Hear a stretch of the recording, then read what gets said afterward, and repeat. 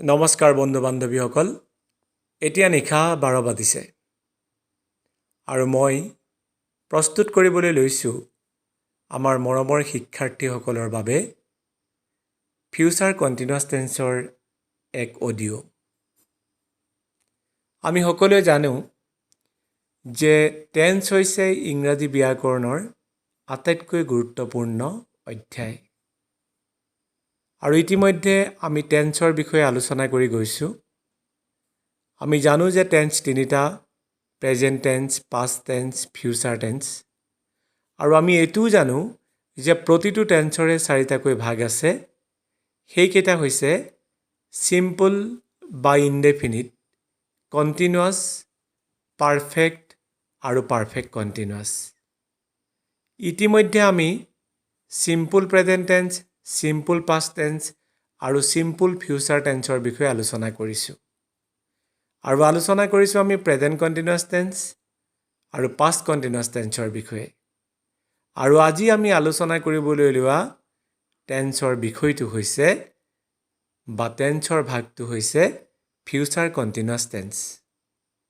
এইখিনিতে মই এষাৰ কথা ক'বলৈ বিচাৰিছোঁ যে শ্ৰীমন্ত মটিভেটৰ ইউটিউব চেনেলটো আমাৰ বিশেষভাৱে এইটো এটা হৈছে শিক্ষামূলক ইউটিউব চেনেল। ইয়াত আমি কেতিয়াবা মটিভেশ্যনেল স্পীচ দিছোঁ আৰু কেতিয়াবা বিশেষকৈ আমি গ্ৰামাৰৰ পাঠ আগবঢ়াইছোঁ। আৰু মুখ্য আমাৰ কাৰ্যসূচী হৈছে শ্ৰীমন্ত মটিভেটৰ ইউটিউব চেনেলটো যে শিক্ষাৰ্থীসকলক আমি কেনেকৈ সহযোগিতা আগবঢ়াব পাৰোঁ। বাৰু যি কি নহওক বন্ধু বান্ধৱীসকল, আজি আমি আপোনালোকলৈ আগবঢ়াম ফিউচাৰ কণ্টিনিউৱাছ টেন্স। তাৰ আগত আমি উভতি যাবলৈ বিচাৰিছোঁ আমি ইতিমধ্যে কেইবাটাও অডিঅ' আৰু ভিডিঅ' বনাই দিয়া আমাৰ simple present tense, simple past বা চিম্পল ফিউচাৰ টেন্সৰ বিষয়লৈ। প্ৰথমতেই এবাৰ সোঁৱৰাই দিবলৈ বিচাৰিছোঁ যে চিম্পল প্ৰেজেণ্ট টেন্সটো কি কি ক্ষেত্ৰত ব্যৱহাৰ হয়। চিম্পল প্ৰেজেণ্ট টেন্সটো ব্যৱহাৰ হয় ডেইলি, অৰ্থাৎ আমি দৈনন্দিন কৰা কামৰ ক্ষেত্ৰত। যেনে মই সদায় স্কুললৈ যাওঁ, I always go to school। দ্বিতীয়টো ক্ষেত্ৰ হৈছে যে অভ্যাসগত, যে অভ্যাসগত ক্ষেত্ৰত চিম্পল প্ৰেজেণ্ট টেন্স বা প্ৰেজেণ্ট ইনডেফিনিট টেন্সটো ব্যৱহাৰ হয়। যেনে মই ৰাতিপুৱা সোনকালে শুই উঠোঁ, অৰ্থাৎ সোনকালে শুই উঠাটো মোৰ অভ্যাস। গতিকে আমি এই বাক্যটো ইংৰাজীত ক'ম I get up early in the morning। আৰু আনটো ক্ষেত্ৰ হৈছে, অৰ্থাৎ চিম্পল প্ৰেজেণ্ট টেন্স ব্যৱহাৰ হোৱা আনটো ক্ষেত্ৰ হৈছে যে ইউনিভাৰ্চেল ট্ৰুথ, অৰ্থাৎ চিৰসত্য ঘটনাৰ ক্ষেত্ৰত চিম্পল প্ৰেজেণ্ট টেন্স ব্যৱহাৰ হয়। যেনে the sun rises in the east. এই তিনিটা উদাহৰণ দি আমি চিম্পল প্ৰেজেণ্ট টেন্সটোৰ বিষয়ে আপোনালোকক সোঁৱৰাই দিলোঁ। তাৰপিছতে সোঁৱৰাই দিবলৈ বিচাৰিছোঁ simple past tense. Simple past tense হৈছে যে অতীতত সাধাৰণভাৱে সংঘটিত হৈ যোৱা কোনো এটা কাম। যেনে কালি মই স্কুললৈ গৈছিলোঁ, যোৱা সপ্তাহত মই নগৰলৈ গৈছিলোঁ, যোৱা মাহত মই এখন কিতাপ কিনিছিলোঁ, বা যোৱা বছৰ মই শ্বিলঙলৈ গৈছিলোঁ। এই সাধাৰণভাৱে অতীতকালত সংঘটিত হোৱা কোনো এটা কামৰ ক্ষেত্ৰত চিম্পল পাষ্ট টেন্স ব্যৱহাৰ কৰা হয়। ইয়াৰ পিছতে মই ইংৰাজীত উদাহৰণটো দি দিছোঁ। মই কালি স্কুললৈ গৈছিলোঁ, গোৰ পাষ্ট টেন্স হৈছে ৱেণ্ট, গতিকে আমি ইয়াত ক'ম I went to school yesterday। মই যোৱা সপ্তাহত নগৰলৈ গৈছিলোঁ, I went to the town last week। মই যোৱা মাহত এখন কিতাপ কিনিছিলোঁ, বাইৰ পাষ্ট টেন্স বট, গতিকে আমি তাত ক'ম I bought a book last month। আকৌ যদি আমি কওঁ যে যোৱা বছৰ মই শ্বিলঙলৈ গৈছিলোঁ, সেইটো আমি ক'ম যে I went to Shillong last year। অৰ্থাৎ অতীতত সাধাৰণভাৱে সংঘটিত হোৱা কোনো এটা কামৰ ক্ষেত্ৰত আমি চিম্পল পাষ্ট টেন্স প্ৰয়োগ কৰোঁ। তাৰপিছতে আহিব চিম্পল ফিউচাৰ টেন্স। আকৌ এবাৰ সোঁৱৰাই দিব খুজিছোঁ চিম্পল ফিউচাৰ টেন্সৰ বিষয়লৈ। ফিউচাৰ টেন্সত আমি শ্বেল আৰু উইল এই দুটা অক্সিলাৰি ভাৰ্বৰ আমি সহায় লওঁ সেইকাৰণে আমি ফিউচাৰ টেন্সত যেতিয়া অসমীয়াত এটা বাক্য ক'ম সেই বাক্যটো আমি এনেকৈ ক'ম যে মই কালিলৈ স্কুললৈ যাম ইয়াত মই যাওঁ বা মই গৈছিলোঁ বুলি কোৱা নাই মই কালিলৈ স্কুললৈ যাম বুলি কৈছোঁ গতিকে আমি ইয়াত প্ৰথম লিখিম ছাবজেক্ট ছাবজেক্টৰ পিছত আমি অক্সিলাৰি ভাৰ্বটো লিখিম তাৰ পিছত আমি মেইন ভাৰ্বটো লিখিম অৰ্থাৎ অক্সিলাৰি ভাৰ্ব ফিউচাৰ টেন্সত কি ব্যৱহাৰ হয় শ্বেল আৰু উইল ব্যৱহাৰ হয় গতিকে আমি ইয়াত লিখিম I shall go to school tomorrow আমি এটো সদায় মনত ৰাখিব লাগিব যে ফিউচাৰ টেন্সত আমি shall shall আমি ফাৰ্ষ্ট পাৰসন সিঙ্গুলাৰ আৰু প্লুৰেল নাম্বাৰত ব্যৱহাৰ কৰোঁ যেনে I shall go we shall go বাকি সেকেন্ড পাৰসন আৰু থাৰ্ড পাৰসন সিঙ্গুলাৰ আৰু প্লুৰেল দুইটা নাম্বাৰতে আমি shall প্ৰয়োগ নকৰোঁ will প্ৰয়োগ কৰোঁ গতিকে সিম্পল ফিউচাৰ টেন্সটো ভৱিষ্যতে সাধাৰণভাৱে কোনোবা এটা কাম সংঘটিত হ'ব সেই ক্ষেত্ৰত আমি সিম্পল ফিউচাৰ টেন্স প্ৰয়োগ কৰোঁ ইয়াৰ পিছতে আমি আহিম প্ৰেজেন্ট কন্টিনিউয়াছ টেন্সটো এবাৰ পুনৰ সোঁৱৰাই দিবৰ কাৰণে প্ৰেজেন্ট কন্টিনিউয়াছ টেন্সটো কোনটো আছিল যে বৰ্তমান সময়ত কোনোবা এটা কাম চলি আছে তেনে অৰ্থ বুজায় ধৰক মই এতিয়া কথা কৈ আছো সেইটো হৈছে প্ৰেজেন্ট কন্টিনিউয়াছ টেন্স লৰাটোৱে কিতাপ এখন পঢ়ি আছে সেইটো প্ৰেজেন্ট কন্টিনিউয়াছ টেন্স আমি প্ৰেজেন্ট কন্টিনিউয়াছ টেন্সটো কেনেকৈ কৰিম তাৰ যদি আমি ষ্ট্ৰাকচাৰটোলৈ চাওঁ তেতিয়াহ'লে আমি কম যে I অৰ্থাৎ সাবজেক্ট প্লাস am অৰ্থাৎ বি ভাৰ্ব প্লাস ভাৰ্ব ধৰক I am read এই যে অকল ভাৰ্বটো মই ৰিড বুলি কৈছো কিন্তু প্লাস ing ইয়াত আকৌ আমি ing লগাব লাগিব যিহেতু এটো কন্টিনিউয়াছ টেন্স গতিকে আমি কম I am reading গতিকে এই যে I am reading বুলি কলো হেতু হৈছে প্ৰেজেন্ট কন্টিনিউয়াছ টেন্স প্ৰেজেন্ট কন্টিনিউয়াছ টেন্সত আমি এটো কথা মনত ৰাখিবই লাগিব যে ইয়াত বি ভাৰ্বৰ প্ৰয়োগ হ'ব আৰু ভাৰ্বৰ পিছত আমি ing লগাম যদি বি ভাৰ্ব এটা নাথাকে তেতিয়াহ'লে আমি ভাৰ্বৰ পিছত ing লগাব নোৱাৰো I am read কেতিয়াও নহয় I am reading হ'ব I am eating হ'ব অৰ্থাৎ মই পঢ়ি আছো I am reading মই খাই আছো I am eating এক কথাত ক'বলৈ গ'লে প্ৰেজেন্ট কন্টিনিউয়াছ টেন্সৰ অৰ্থটো হৈছে যে আমি বৰ্তমান সময়ত যদি কোনো এটা কাম চলাই থাকো হেয়াই হৈছে প্ৰেজেন্ট কন্টিনিউয়াছ টেন্স ইয়াৰ পিছতে আহিব পাষ্ট কন্টিনিউয়াছ টেন্স আমি পাষ্ট কন্টিনিউয়াছ টেন্সৰ ক্ষেত্ৰটো আমি বি ভাৰ্ব প্ৰয়োগ কৰিব লাগিব প্ৰেজেন্টৰ বি ভাৰ্ব আছিলে is am are আৰু পাষ্টৰ বি ভাৰ্ব হ'ব is আৰু am ৰ পাষ্ট হৈছে was আৰু are ৰ পাষ্ট হৈছে were গতিকে পাষ্ট কন্টিনিউয়াছ টেন্সে কি বুজায় প্ৰথম আমি সেই কথাখাৰ কৈ ল'ব লাগিব পাষ্ট কন্টিনিউয়াছ টেন্সে বুজায় আমি অতীতত কোনো এটা কাম কৰি আছিলো অৰ্থাৎ চলি আছিল হেয়াই পাষ্ট কন্টিনিউয়াছ টেন্সে বুজায় যেনে মই ৰাতিপুৱা পঢ়ি আছিলো I was reading in the morning আপুনি ধৰক দুপৰীয়া আহাৰ বনাই আছিলে আপুনি ক'ব পাৰে যে I was cooking meal at noon অৰ্থাৎ মই দুপৰীয়া আহাৰ বনাই আছিলো অৰ্থাৎ দুপৰীয়াটো ইতিমধ্যে পাৰ হৈ গ'ল আৰু আপোনাৰ কামটো চলি আছিল গতিকে অতীতত কোনো এটা কাম চলি থকাটো পাষ্ট কন্টিনিউয়াছ টেন্সে বুজায় এতিয়া আজি আমি আমাৰ বিষয়টো লৈ আহিম যেটো মূল বিষয়ক লৈ আজি আমি আলোচনা কৰিম সেই মূল বিষয়টো হৈছে ফিউচাৰ কন্টিনিউয়াছ টেন্স ফিউচাৰ কন্টিনিউয়াছ টেন্সে কি বুজায় ফিউচাৰ কন্টিনিউয়াছ টেন্সে বুজায় যে ভৱিষ্যতে কোনো এটা কাম আৰম্ভ হ'ব আৰু অলপ সময় ধৰি চলি থাকিব ধৰক মই পঢ়িম বুলি ক'লে হেতু হ'ব সিম্পল ফিউচাৰ অৰ্থাৎ I shall read কিন্তু আপুনি যদি কয় যে মই পঢ়ি থাকিম মই এটা গান গাই থাকিম মই এখন চিঠি লিখি থাকিম অৰ্থাৎ ভৱিষ্যতে কামটো আৰম্ভ হ'ব আৰু আৰম্ভ হৈ কামটো কিছু সময় ধৰি চলি থাকিব হেয়াই হৈছে ফিউচাৰ কন্টিনিউয়াছ টেন্স ধৰক মই পঢ়ি থাকিম I shall be reading মই এখন চিঠি লিখি থাকিম। I shall be writing a letter. মই ফুটবল খেলি থাকিম। I shall be playing football. তেওঁ এখন উপন্যাস পঢ়ি থাকিব। He will be reading a novel.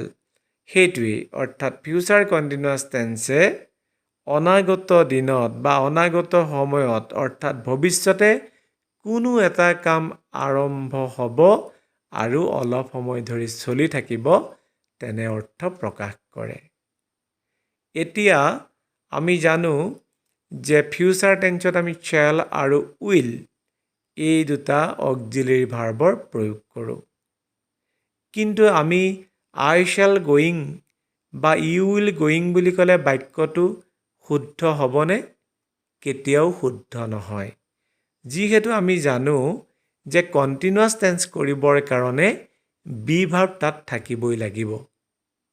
Present কণ্টিনিউয়াছত am is are থাকিলে, পাষ্ট কণ্টিনিউয়াছত was were থাকিলে আৰু ফিউচাৰ কণ্টিনিউয়াছ টেন্সত shall আৰু willৰ পিছত be এই ভাৰ্বটো নিজেই থাকিব। অৰ্থাৎ I shall be reading. I shall reading নহয়, I shall be reading. অৰ্থাৎ মই পঢ়ি থাকিম। এতিয়া আমি পঢ়ি থাকিম। We shall be reading. তুমি পঢ়ি থাকিবা। You will be reading. তোমালোকে পঢ়ি থাকিবা। You will be reading. তেওঁ পঢ়ি থাকিব। He will be reading. তেওঁলোকে পঢ়ি থাকিব। They will be reading. এইটোৱে হৈছে ফিউচাৰ কণ্টিনিউয়াছ টেন্সৰ এফাৰ্মেটিভ ভাগত আমি কনজুগেশ্যন কৰিলোঁ। এতিয়া এফাৰ্মেটিভটো যেতিয়া আমি ইণ্টাৰগেটিভলৈ আনিম সেইটো একেবাৰে উজু। আমি shall আৰু willক আগলৈ লৈ আনিলোঁ, তেতিয়া হৈ যাব shall I be reading, shall we be reading. অৰ্থাৎ মই পঢ়ি থাকিম নে আমি পঢ়ি থাকিম নে? Will you be reading? তুমি পঢ়ি থাকিবানে? Will you be reading? তোমালোকে পঢ়ি থাকিবানে? Will he be reading? তেওঁ পঢ়ি থাকিবনে? Will they be reading? তেওঁলোকে পঢ়ি থাকিবনে?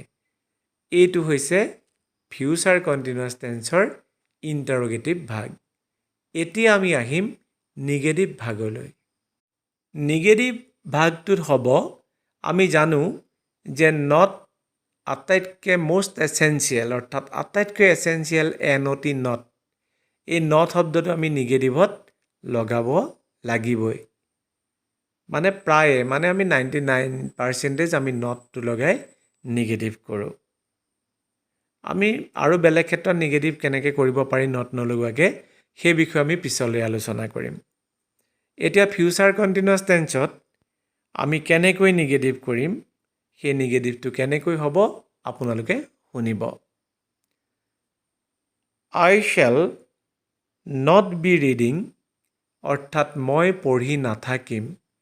We shall not be reading আমি পঢ়ি নাথাকিম। You will not be reading তুমি পঢ়ি নাথাকিবা। You will not be reading তোমালোকে পঢ়ি নাথাকিবা। He will not be reading তেওঁ পঢ়ি নাথাকিব। They will not be reading তেওঁলোকে পঢ়ি নাথাকিব। অৰ্থাৎ ভৱিষ্যতে কোনো এটা কাম চলি নাথাকিব সেই অৰ্থটো আমি ফিউচাৰ কণ্টিনিউয়াছ টেন্সত নিগেটিভ ফৰ্মত আপোনালোকক দেখুৱাই দিলোঁ। আৰু ইয়াৰ পিছতে আমি কনজুগেশ্যন কৰোঁতে আন এটা ইম্পৰ্টেণ্ট ইয়াতে পাৰ্ট আছে আৰু সেই পাৰ্টটো মই কৈ দিবলৈ বিচাৰিছোঁ। সেয়া হৈছে ইণ্টাৰগেটিভ নিগেটিভ। ইণ্টাৰগেটিভ নিগেটিভত ইণ্টাৰগেটিভৰ পৰা shall আহিব বা will আহিব আৰু নিগেটিভৰ পৰা not আহিব। এতিয়া আমি ক'ত লগাম? আমি লগাম যে shall I not be reading অৰ্থাৎ মই পঢ়ি নাথাকিম নে? Shall we not be reading আমি পঢ়ি নাথাকিম নে? Will you not be reading তুমি পঢ়ি নাথাকিবানে? Will you not be reading তোমালোকে পঢ়ি নাথাকিবানে will he not be reading তেওঁ পঢ়ি নাথাকিবনে will they not be reading তেওঁলোকে পঢ়ি নাথাকিবনে অৰ্থাৎ আমি নিগেটিভত এইটো এটা প্ৰশ্ন কৰিছোঁ সেইকাৰণে এয়া হৈছে ইণ্টাৰোগেটিভ নিগেটিভ এতিয়া আমি যদি এটা ষ্ট্ৰাকচাৰ বনাই লওঁ ফিউচাৰ কণ্টিনিউয়াছ টেন্সটো আমি কেনেকৈ বনাম বুলি তেতিয়াহ'লে সেই ষ্ট্ৰাকচাৰটো মনত ৰাখিবৰ কাৰণে শিক্ষাৰ্থীসকলক আমি অৱগত কৰিবলৈ বিচাৰিছোঁ ষ্ট্ৰাকচাৰটো এনেকুৱা হ'ব subject plus shall or will plus be verb plus verb plus ing is equal to future continuous tense গতিকে মই ষ্ট্ৰাকচাৰটো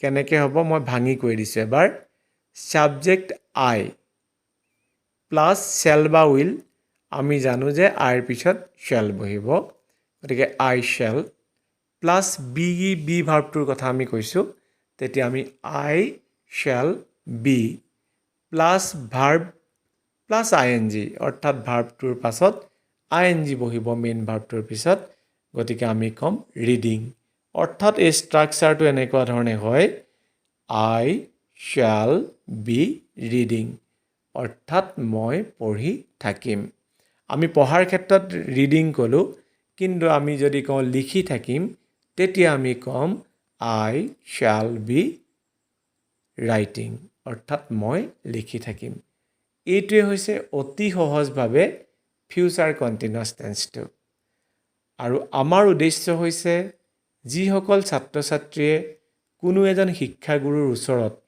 টিউচন ফিজ দি টিউচন ল'বৰ কাৰণে তেওঁৰ ধৰক অপাৰগ তেওঁৰ কাৰণে আমাৰ এই ইউটিউব চেনেলটোৰ যোগেদি আমি কাম কৰিবলৈ বিচাৰিছোঁ আৰু যিসকল শিক্ষাৰ্থীৰ হাতত ধন আছে অৰ্থ আছে কিন্তু সময় নাই কোনোবা এজন ইংৰাজী শিক্ষকৰ কাষত গৈ আকৌ টিউচন ল'বৰ কাৰণে গতিকে আমাৰ তেনেবিলাক ছাত্ৰ ছাত্ৰীৰ কাৰণেও আমি এই আমাৰ অডিঅ'ৰ যি গ্ৰামাৰ ক্লাছ সেই গ্ৰামাৰ ক্লাছ আমি শ্ৰীমন্ত মটিভেটৰ ইউটিউব চেনেলটোৰ যোগেদি আগবঢ়াবলৈ প্ৰয়াস কৰিছোঁ গতিকে সকলোৰে প্ৰতি আমাৰ এটাই অনুৰোধ থাকিব আমাৰ এই ইউটিউব চেনেলটো আপোনালোকে ছাত্ৰ ছাত্ৰী আৰু যিসকল ইংৰাজীৰ প্ৰতি আগ্ৰহী ইংৰাজী ভাষাটোৰ প্ৰতি বা ইংৰাজীত কথা পাতিবৰ কাৰণে যিসকল আগ্ৰহী তেখেতলোকৰ মাজলৈ আমাৰ এই ইউটিউব চেনেলটো